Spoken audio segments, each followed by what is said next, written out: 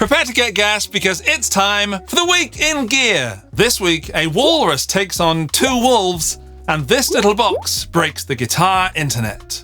Ooh, and you're going to blur that out. Ooh, look, it's all blurry.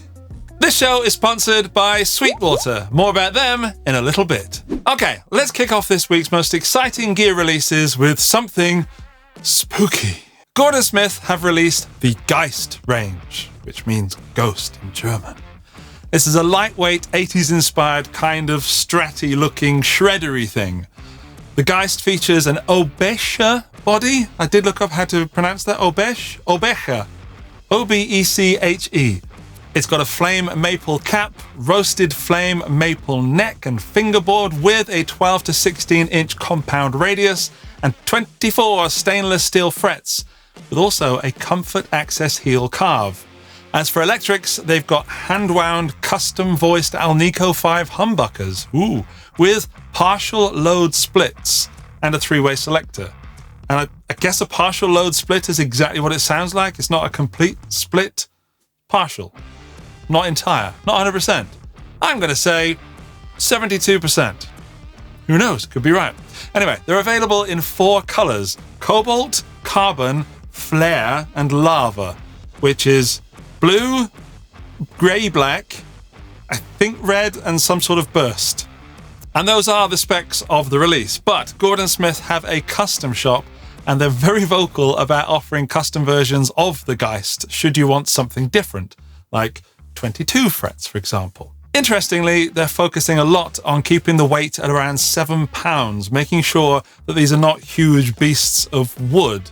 I really couldn't find much about these online. In fact, I only really found a few articles that didn't say anything, and then there Gordon Smith's own video, which said kind of everything that I've put into this video. But I had to call them up in the end, and I found the number on the website. I called them, and I spoke to a very nice group of people there, and I ended up with all the information you have today.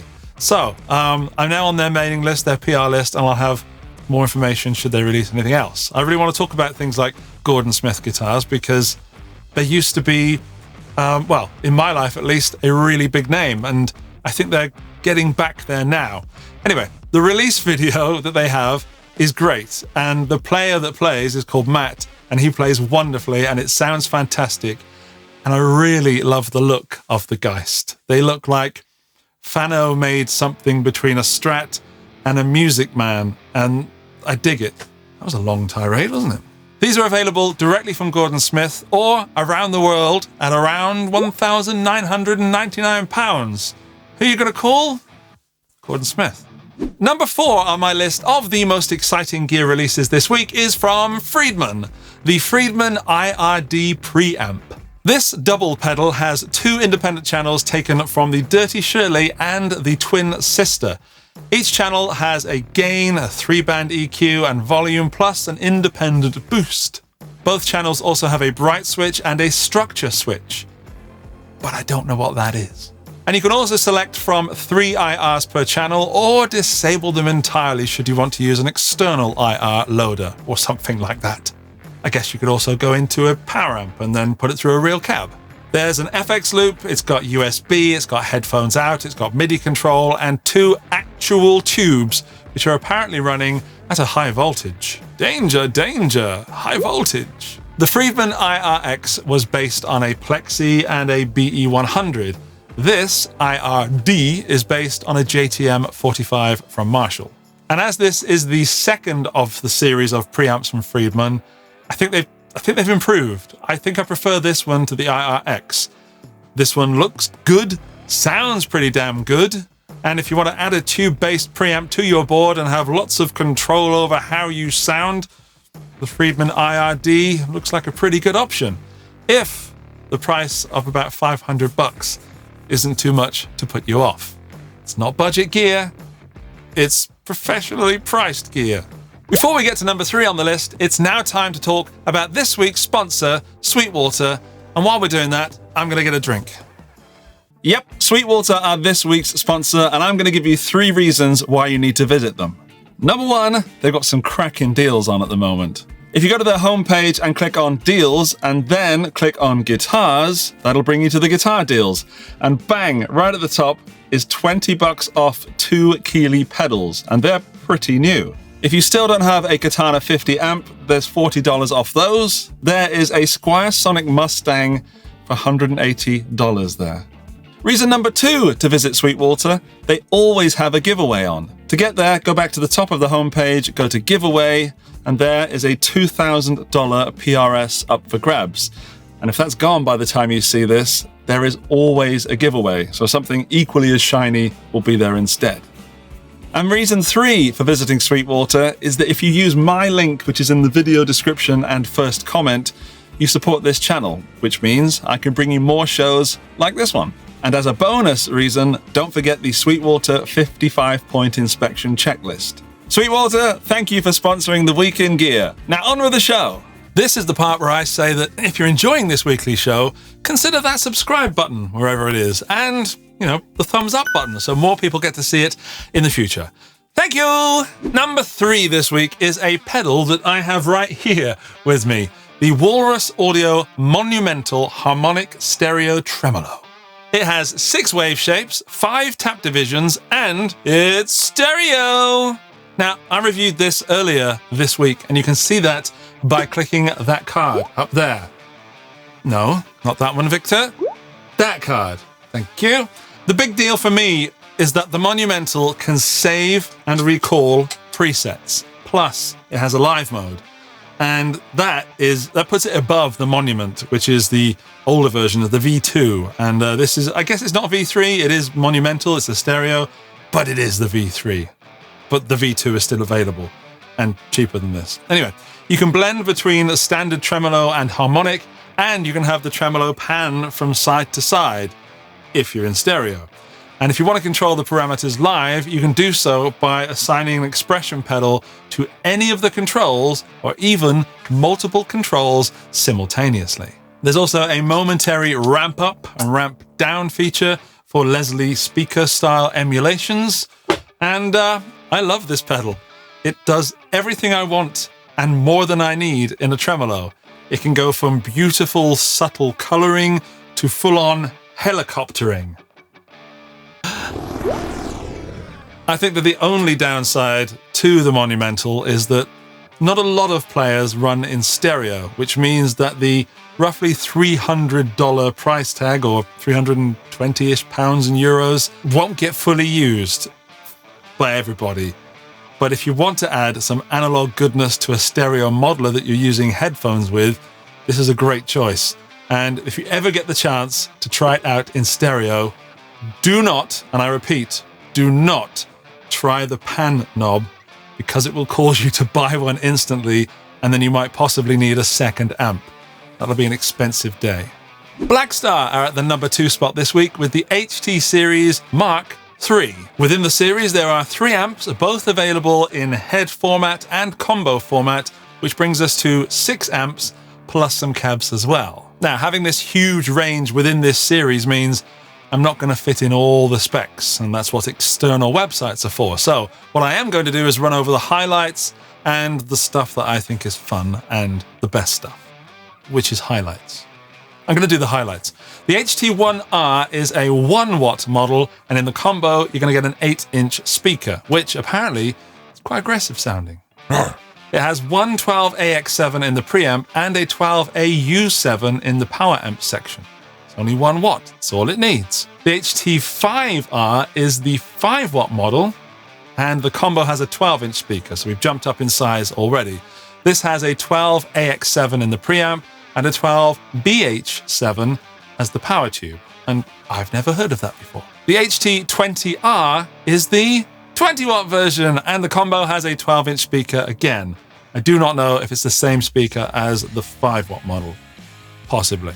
It has 2 12AX7s in the preamp and 2 EL84s in the power amp section. Right, here's some general specs. All amps have digital reverb, and all amps can be used as an audio interface via USB-C and using Blackstar's Cab Rig software, which I absolutely love and will make home recording super easy. So if you want to add some valvey goodness to a home recording rig, the HTR1 would be a simple move. Plug it in via USB-C and off you jolly well go. They also all have headphone out and line in, making them very versatile for home use.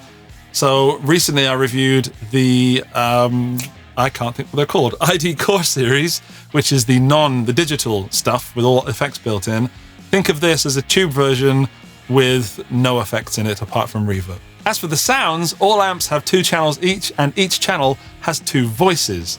And I've listened to the demos with my good friend Steve, and while most sounds are demoed using the overdrive channel, the cleans seem very convincing too. I have the 1 watt and 5 watt amps coming into this studio for review in a few weeks, so I'll have more information then. But the original Blackstar HT5 was the first all-tube amp I remember playing, and I'll never forget it. So I'm very excited to hear what Mark III can offer. Let's talk prices. The HT1R head is about $420. The HT5R head is about $599. Is it? I'll go to Sweetwater's website. This week's sponsor is about $599, and the HT20R head is about $749, with each of the combo versions just being slightly more added on top to those prices, which makes sense. In fact, there's not much difference between the combo and the head, which is weird, really, if you think about it. There are also matching cabs available, and I'll put all links in the video description and first comment for you.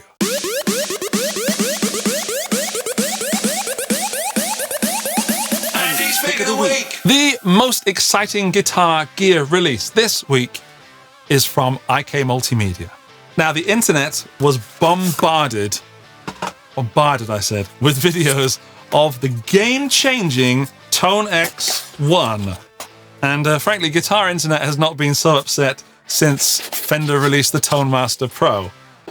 I came down with a little bout of tonsillitis recently and had to postpone my video, which may have worked out in my favor because people were very unhappy that a company made a product, and people that make videos about products that companies make made videos about this product that a company made.